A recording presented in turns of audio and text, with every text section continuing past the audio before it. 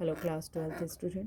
तो चलिए हम स्टोरी को आगे बढ़ाते हैं और देखते हैं लास्ट लेसन में आगे क्या होता है जब फ्रेंड्स को ये पता चलता है कि उसके टीचर जो हैं वो उनकी ये आखिरी क्लास है और बस इसके बाद उसको फ्रेंच पढ़ने की ज़रूरत नहीं पड़ेगी। What a thunderclap these words were to me। और ये सुनते ही जैसे लगा कि फ्रेंड्स के मन में लड्डू फूटने लगे। जैसे आपका भी अक्सर होता होगा कि भाई टीचर नहीं आए हैं तो चलो आज तो बड़ा मज़ा आ रहा है ना, खुशी के मारे कोई ठिकाना नहीं रहता है, या किसी वजह से टीचर नहीं पढ़ाएंगे आज, तो आपको जितनी खुशी होती है ना उतनी खुशी उस समय फ्रेंड्स को हो रही थी। Oh the riches that was what they had put up on the town hall। और तब फ्रेंड्स को समझ में आया कि जो टाउन हॉल में नोटिस थी शायद यही नोटिस थी कि अब कल से फ्रेंच नहीं पढ़ाया जाएगा स्कूल में। I should never learn any more. अब मुझे कुछ नहीं सीखना पड़ेगा आगे। I must stop there. अब मुझे यहीं छोड़ देना पड़ेगा। एंड देन बस अब पढ़ाई ख़त्म हो गई मेरी, अब नहीं पढ़ने की ज़रूरत पड़ेगी। Oh, how sorry I was for not learning my lesson। और मैं अपने आप को बहुत बुरा महसूस हो रहा था मुझे कि मैंने लेसन को लर्न नहीं किया था। फॉर सीकिंग बर्ड्स एग, क्योंकि मैं चिड़ियों के अंडे इकट्ठा करने लग चला जाता था। और गोइंग स्लाइडिंग ऑन द सार, और फिसलन वाली जो होती है ना, जो बच्चों के खेलने के लिए होती है, वहाँ चला जाता था। And my books that have seemed to be such a nuisance a while ago, so heavy to carry। My grammar and my history of the saint were old friends now, and that I couldn't give up। और तब friends के दिमाग में आया कि ये सारी किताबें जो कुछ समय के पहले बेकार इसको नज़र आ रही थी, भारी लगती थी जब वो बुक लेकर स्कूल को आता था, ग्रामर की बुक्स, चाहे वो हिस्ट्री की बुक हो, ग्रामर की बुक हो, जिसमें संतों के बारे में था हिस्ट्री की बुक में, अब ये सभी पुराने दोस्त हो गए थे और मैं इन्हें छोड़ नहीं सकता, उसे ऐसी फीलिंग आ रही थी। And M. Hamill too, the idea that he was going away, that I should never see him again, made me forget all about his ruler and how cranky he was। और जब friends ने M हैमिल जो उनके teacher हैं उसके बारे में सोचना शुरू किया तो उसे ये आइडिया जब उसके दिमाग में आया कि ये तो हमें छोड़कर चले जाएंगे और शायद फिर कभी भी इनको मैं नहीं देख पाऊँ, और ये सब सोचकर वो बहुत दुखी हो गया। और वो भूल गया कि इस टीचर को लाइक इसलिए नहीं करता था कि हमेशा उनके हाथ में छड़ी रहती थी और हमेशा वो डांटते थे। Poor man, it was in honor of this last lesson that he had put on his fine Sunday clothes। और तब फ्रेंड्स को समझ में आया कि इसी आखिरी क्लास के सम्मान में ही टीचर ने आज इतने अच्छे कपड़े पहने हुए हैं। And now I understood why the old men of the village were sitting there in the back of the room। और तब इसे समझ में आया कि क्यों बुजुर्ग लोग गांव के जो हैं वो पीछे के बेंच पर बैठे हुए हैं कमरे में।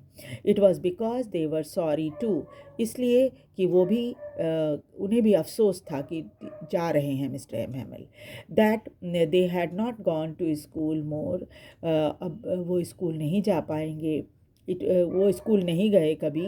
And it was their way of thanking our master for his 40 year of faithful service and of showing that their respect for the country that had theirs no more. और वो इसलिए कि अब स्कूल तो नहीं आ पाएंगे बच्चे, और इसके साथ ही साथ क्या है, ये धन्यवाद देने का भी एक तरीका था एक ऐसे टीचर को जो पिछले 40 साल से बहुत ही वफादारी के साथ काम कर रहा था और उस देश के लिए उसके मन में बहुत सम्मान था जो कि अब उसका नहीं रहा। क्यों? क्योंकि प्रूसियन लोगों ने उसके ऊपर कब्जा कर लिया, अल्सेस और लॉरेन के ऊपर। While I was thinking of all this, अभी फ्रेंड्स बैठकर इन सब बातों के बारे में सोच ही रहा था, I heard my name called और तभी इसने अपना नाम सुना जो बुलाया जा रहा था नाम नाम से इनको। It was my turn to recite, और अब इनको रिसाइट करने का, पोएम रिसाइट करने का इनका टर्न था, इनकी बारी थी। What would I not have given to be able to say that dreadful rule for the participle all through? और अभी इसके दिमाग से ये बात नहीं निकली थी कि कितने खतरनाक नियम थे पार्टिसिपल के, यानी जो ग्रामर होता है पार्टिसिपल का, वो अभी भी इनको सही तरीके से नहीं मालूम था, और क्या वो बिना किसी गलती के बोल पाएंगे। But I got mixed up on the first word, और जब वो खड़े हुए और बोलना शुरू किया तो पहले ही वो शब्द में लड़खड़ाहट आ गई। And stood there holding on to my desk, और वही खड़े रह गए अपने डेस्क को पकड़े हुए। माई हार्ट बीटिंग, दिल धड़क रहा था बहुत। Not daring to look up, चूँकि पढ़ नहीं पा रहे थे, बोल नहीं पा रहे थे, इसलिए हिम्मत नहीं हो रही थी कि आंखें उठाकर टीचर की तरफ देख पाएँ। आई हर्ड एम हैमल से टू मी, तभी इन्होंने सुना टीचर इनसे कह रहे थे, I won't scold you little friends, तुम पढ़ नहीं पाए, मैं तुम्हें इसके लिए नहीं डांटूंगा। You must feel bad enough, तुम खुद ही बहुत बुरा महसूस कर रहे होगे कि तुम पढ़ नहीं पाए उसको। सी हाउ इट इज़, ऐसे ही है ना सब कुछ। Every day we have said to our self, वाह I have plenty of time, I will learn it tomorrow. हर दिन हम एक ही बात कहते हैं, वो ये कि अरे रहने दो, आज क्या करना, कल हमारे पास बहुत टाइम है इस काम को करने के लिए। और फिर क्या होता है, रोज़ हम कल पर टाल देते हैं उसको। And how you see where we have come out, और देखो हम कहाँ पहुँच गए। आज अचानक ऐसे हो गया कि अब कल से फ्रेंच की पढ़ाई नहीं होगी स्कूल में। That is the great trouble with Alsace के लोगों के साथ प्रॉब्लम यही है। She puts off learning till tomorrow, हर चीज़ को, वो पढ़ाई को ख़ास तौर पे कल पर टाल देते हैं। Now those fellow out there will have the right to say it to you, और अब उन लोगों को कहने का मौका मिलेगा आपको। How is it you pretend to be French man, तुम कैसे कहते हो कि तुम फ्रेंच मैन हो। फ्रेंच में लोग, जिन लोगों ने हमारे ऊपर कब्ज़ा कर लिया है, यानी प्रूसियन लोगों ने, तो वो तो हमें कहेंगे कि तुम अपने आप को कहते हो कि फ्रेंच हैं हम, and yet you can neither speak nor right your own language, और तुम्हारी हालत ऐसी है कि तुम ना तो अपनी भाषा को पढ़ सकते हो सही से, ना लिख सकते हो, ना बोल सकते हो। तुम अपनी भाषा को जानते ही नहीं सही से, बट तुम लिख नहीं सकते अपनी भाषा को। But you are not the worst, तुम में सबसे बुरे नहीं हो। Poor little friends, we have all a great deal to reproach our self with, लेकिन आज जो बच्चों की ऐसी हालत है कि वो फ्रेंच ना बोल पाते हैं, ना लिख पाते हैं, उसका कारण सिर्फ बच्चे ही नहीं हैं कि उन्होंने नहीं सीखा, बल्कि क्या है, हमें भी अपने आप को डांटना चाहिए इस चीज़ के लिए कि हम जिम्मेवार हैं इस चीज़ के लिए कि बच्चे को हम सिखा नहीं पाए अभी तक। Your parents were not anxious enough to have you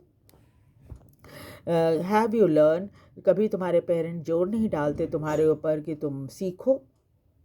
they prefer to put you to work on a farm और एट द मिल्स, वो चाहते हैं कि बजाय स्कूल आने के तुम किसी फार्म में काम करो पैसे कमाओ, या फिर मिल में काम करो पैसे कमाओ, so as to have a little more money, ताकि घर में थोड़ा और पैसा आ जाए। And I have been to blame also, और जहाँ मेरी बात है, मेरा भी कम दोष नहीं है, मुझे भी आप दोषी मान सकते हो। Have I not often sent you to water my garden instead of learning your lesson, क्या मैं अक्सर तुम्हें अपने पौधों में पानी देने के लिए नहीं भेज दिया करता था, जबकि मुझे कायदे से तुम्हें पढ़ाना चाहिए था क्लास में। And when I wanted to be go fishing, और जब मेरा मन करता था कि मैं मछलियाँ पकड़ने जाऊँ, did I not just give you a holiday, तब मैं क्या करता था, तुम्हें छुट्टी दे देता था कि आज छुट्टी है, आज जाओ, क्योंकि मेरा मन होता था जाके मछलियाँ पकड़ने का। Then from one thing or to another, M. Hamel went on to talk of French language. उसके बाद वो एक एक करके फ्रेंच भाषा के बारे में बहुत सारी बातें करने लग गए, saying that it was the most beautiful language in the world, और कहने लगे कि इस दुनिया की सबसे खूबसूरत भाषाओं में एक है।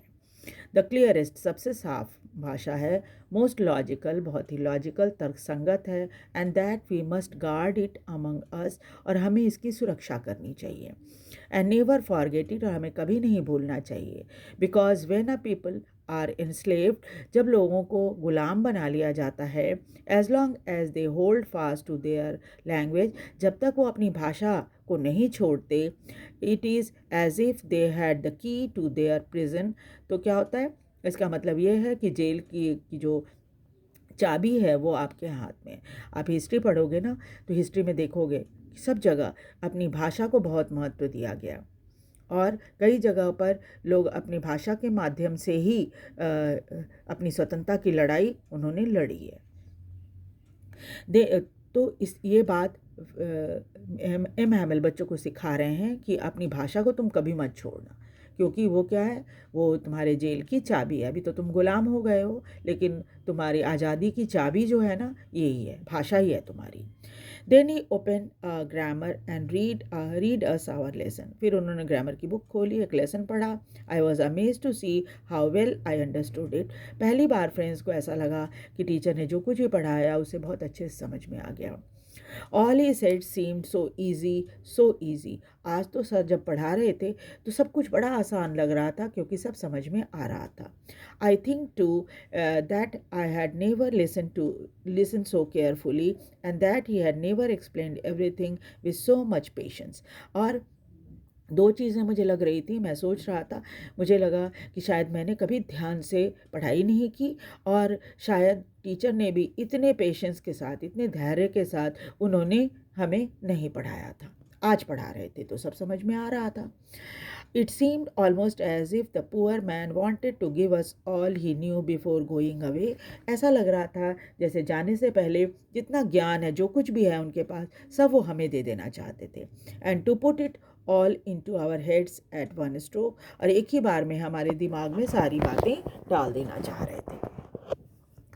After the grammar we had lesson in writing. Grammar के बाद राइटिंग का लेसन शुरू हुआ। That day M Hamel had new copies for us. उस दिन जो टीचर एम हैमिल हैं वो सब बच्चों के लिए नई कॉपी लेकर आए थे। Written in a beautiful round hand, बहुत खूबसूरत हैंड राइटिंग में लिखी हुई थी, France Alsace. They look like a little flag floating everywhere in the school room. वो अक्षर इतने खूबसूरत लग रहे थे, ऐसा लग रहा था कि पूरे कमरे में वो झंडा फ्रांस का जो है, वो झंडे की तरह सारे शब्द जो है, फ्रांस एल्सेस फ्रांस, ये सब घूम रहे हैं। Hung from the rod of the top of our desk, और हमारे डेस्क के ऊपर भी वो झूल रहे हैं जो फ्लैग हैं वो। You ought to have seen how every one set to work, और आप देख सकते थे कि सब अपने काम में लगे थे क्लासरूम के अंदर। And how quite it was, और जब बहुत शांत था पूरा class. The only sound was the scratching of the pens over the paper. आवाज़ जो सिर्फ सुनाई पड़ रही थी वो थी कागज़ों पर पेन के चलने की। Once some beetle flew in, तभी क्या हुआ, बीटल एक कीड़ा होता है, वो उड़कर क्लास के अंदर आ गया। But nobody paid any attention to them, लेकिन उसकी तरफ किसी की नज़र नहीं गई, कोई ध्यान नहीं दिया। Not even the littlest one, सबसे छोटे बच्चों ने भी उसकी तरफ ध्यान नहीं दिया। who worked right on tracing their fish hooks, क्योंकि वो सब अपने अपने किताब पर जो फिश हुक्स बनी हुई थी उसके ऊपर पेंटिंग करने में लगे थे। And as if that was French too, जैसे लग रहा था कि फिश हुक भी फ्रेंच है। On the roof of the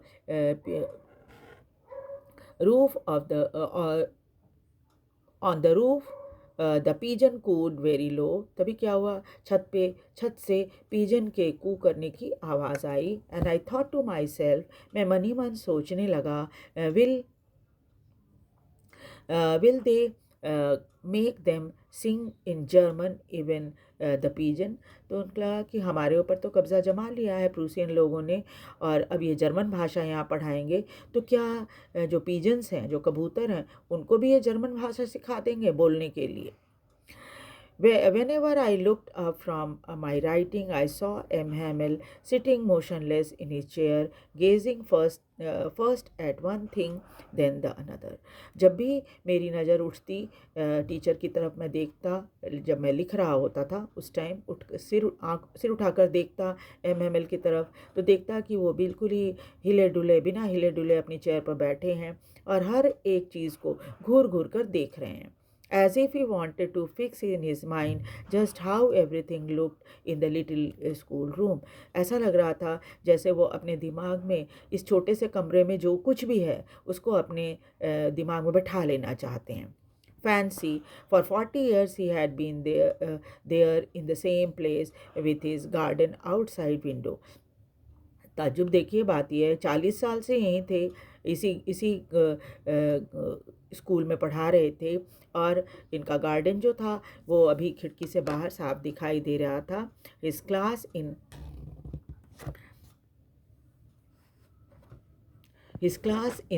in front of him, और सामने में क्लास थी और बगल में उनका खुद का बनाया हुआ गार्डन था जो उन्होंने जब यहाँ आए थे तब उन्होंने बनाया था उस गार्डन को.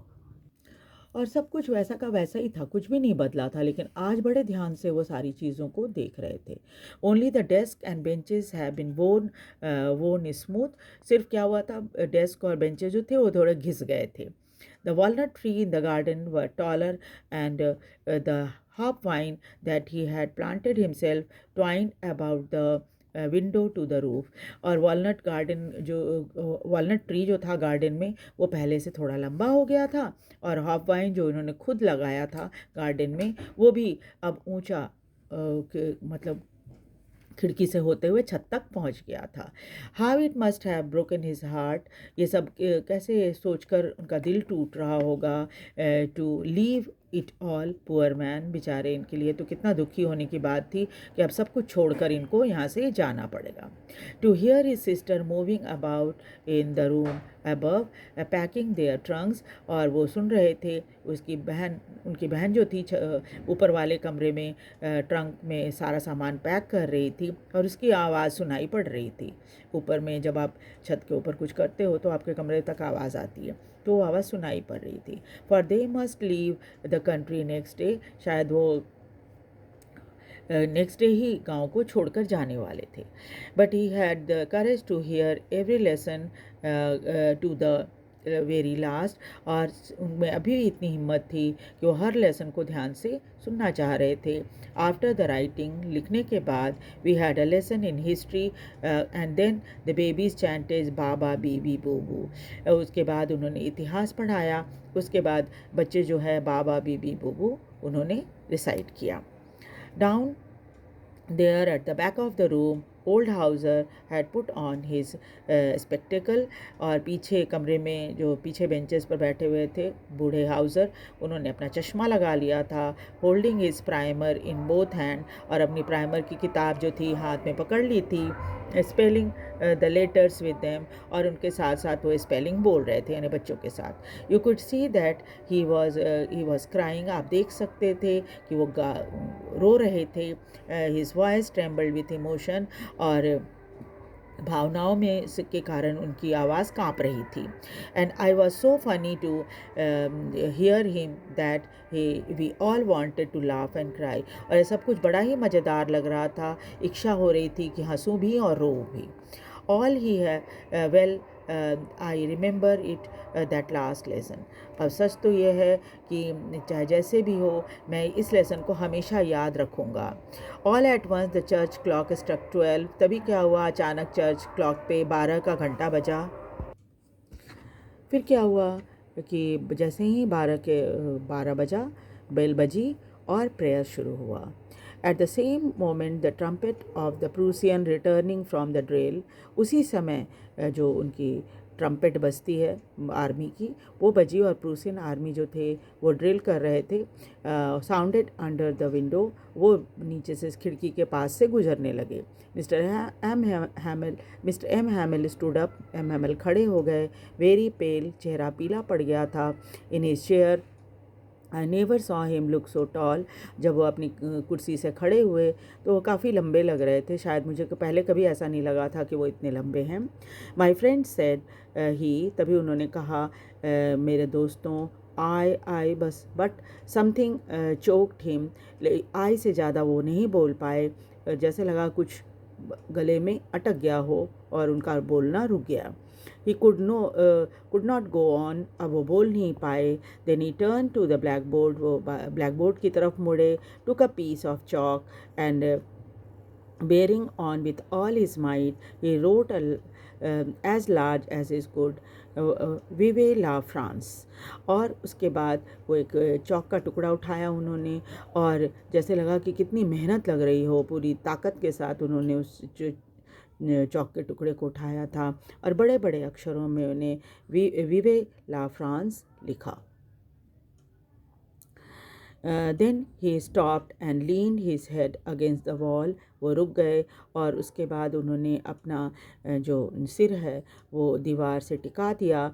And without a word he made a gesture to us with his hand, और बिना कुछ बोले उन्होंने सिर्फ इशारे से हमें ये कहा, school is dismissed, you may go. School ख़त्म हो गया, अब आप जा सकते हो। तो इस तरह से उन्होंने जो ब्लैक बोर्ड पे लिखा था विवे ला फ्रांस, यानी कि फ्रांस जीवित रहे, लॉन्ग लिव फ्रांस, ये उन्होंने ब्लैक बोर्ड पे लिखा था और उसके बाद स्कूल की छुट्टी हो गई थी। ठीक है, सो दिस द स्टोरी। और मुझे उम्मीद है आप इस वीडियो को ध्यान से देखोगे और साथ ही साथ इसे लाइक और सब्सक्राइब भी करोगे, शेयर भी करोगे। और मुझे लगता है कि आपको ये पूरी स्टोरी अच्छी तरह से समझ में आ गई होगी। नेक्स्ट डे हम आगे दूसरी स्टोरी करेंगे। Thank you very much.